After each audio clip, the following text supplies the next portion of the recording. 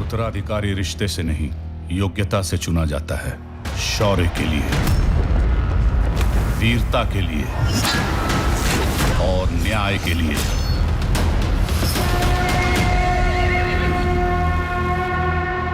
पृथ्वीराज चौहान का दिल्ली के सिंहासन पर राज्याभिषेक किया जाता है।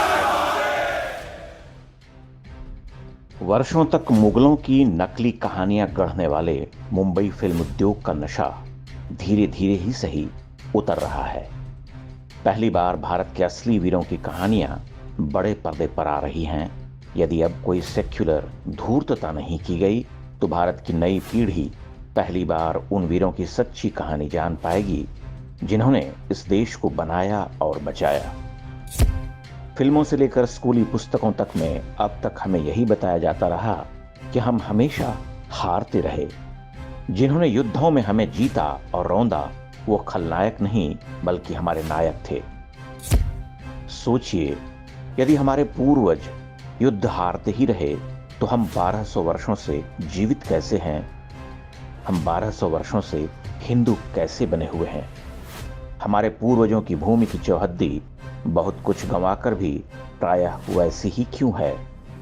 और उसी चौहद्दी को पुनः प्राप्त करने के लिए हम आज भी प्रतिबद्ध क्यों हैं? वर्ष 1947 में मिली कथित स्वतंत्रता के बाद भी हमारे मन मस्तिष्क में यह बात बिठाई जाती रही कि राजपूतों ने लड़ाइयां तो लड़ी लेकिन वे हारे हुए योद्धा थे। वे कभी अलाउद्दीन से हारे, कभी बाबर से हारे, कभी अकबर से, तो कभी औरंगजेब से। क्या वास्तव में ऐसा ही हुआ? हम पृथ्वीराज चौहान, महाराणा प्रताप जैसे योद्धाओं को महान तो कहते हैं, लेकिन हमें उनकी हार की कहानियां ही पता हैं। महाराणा प्रताप के बारे में ऐसी पंक्तियां गर्व के साथ सुनाई जाती हैं। जीत हार की बात न करिए, संघर्षों पर ध्यान करो। कुछ लोग जीत कर भी हार जाते हैं, कुछ हार कर भी जीत जाते हैं। सत्य यह है कि हमें वही इतिहास पढ़ाया जाता है जिनमें हम हारे हैं, ताकि एक समाज के रूप में हमारा मनोबल तोड़ा जा सके। ये कुकृत्य किसने किया कहने की आवश्यकता नहीं है। सम्राट पृथ्वीराज चौहान की बात आती है तो हमें बताया जाता है कि तराइन के दूसरे युद्ध में महमूद गौरी ने पृथ्वीराज चौहान को हराया था, लेकिन वह तो उनका अंतिम युद्ध था। उससे पहले के युद्धों की कहानियां कहां और किसने छिपा दी? मेवाड़ के राणा सांगा ने 100 से अधिक युद्ध लड़े, जिनमें मात्र एक युद्ध में वे पराजित हुए। हमारे इतिहास की पुस्तकें उसी एक युद्ध की कहानियां सुनाती हैं।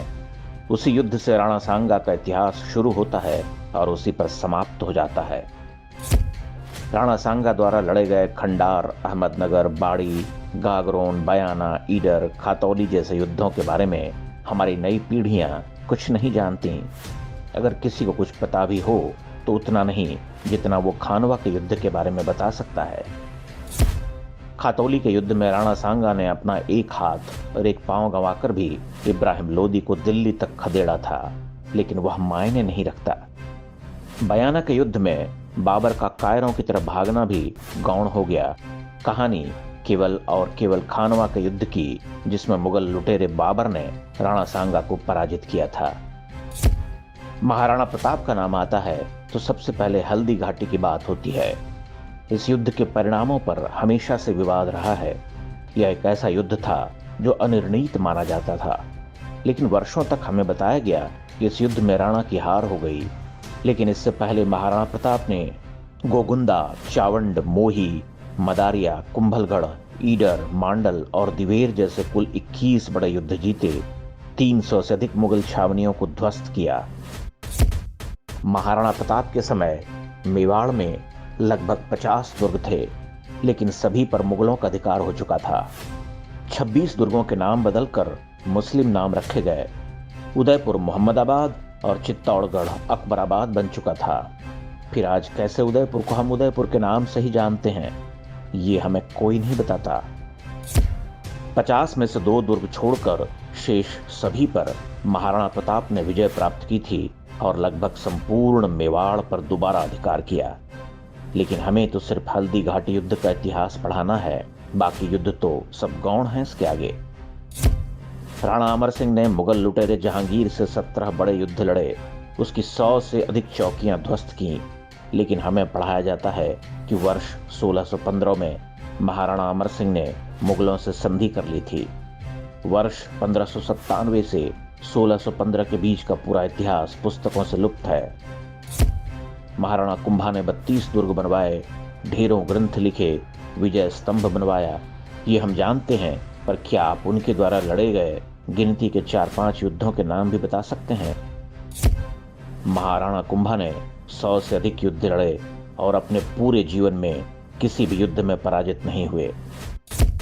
चित्तौड़गढ़ की कहानी आती है तो हमें बताया जाता है कि अलाउद्दीन खिलजी ने रावल रतन सिंह को पराजित किया। बहादुर शाह ने राणा विक्रमादित्य के समय चित्तौड़गढ़ दुर्ग जीता। अकबर ने महाराणा उदय सिंह को पराजित कर दुर्ग पर अधिकार किया। क्या इन 3 युद्धों के अतिरिक्त चित्तौड़गढ़ पर कभी कोई हमला नहीं हुआ? आज बहुत सारे भारतीय भी मान चुके हैं कि राजपूतों ने सही रणनीति नहीं अपनाई, हमेशा खराब हथियारों का प्रयोग किया, हमेशा आपस में लड़ते रहे, इसलिए वे बार बार हारते रहे। अब उन्हें किन शब्दों में समझाएं कि उन्हीं हथियारों से हमने अनगिनत युद्ध जीते, मातृभूमि का लहू से अभिषेक किया, सैकड़ों वर्षों तक विदेशी शत्रुओं की आग उगलती तोपों का अपनी तलवारों से सामना किया। हाँ, वो हारे, लेकिन शत्रुओं के हाथों नहीं, बल्कि उन्हीं कृतज्ञ भारतीयों से जिन्हें आज हम कांग्रेसी और वामपंथी के नाम से जानते हैं।